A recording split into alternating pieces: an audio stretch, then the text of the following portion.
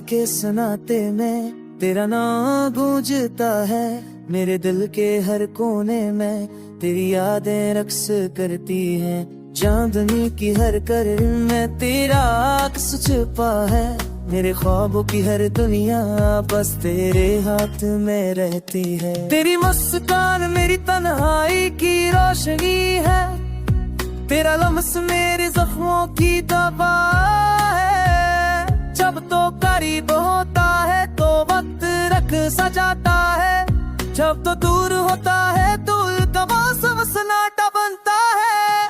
मैंने हर लम्हा तुझे सोचा, हर पल तुझे पुकारा। मेरी हर सांस में तेरा नाम छुपा रहा। तो ना हो तो सब कुछ सच की बन के रह जाता है। तेरी कमी हर खुशी को अधूरी छोड़ जाती है।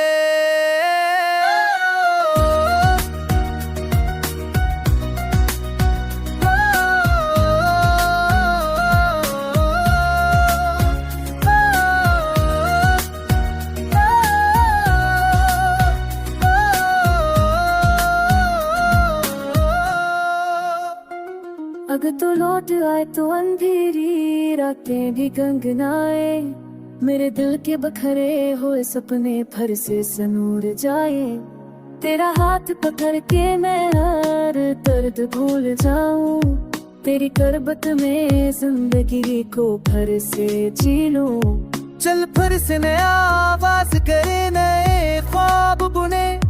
होते हुए लम्हों में उम्मीद के फूल लगाए। तो मेरी दुनिया का वो रंग है जो कभी भी मुट ना सके।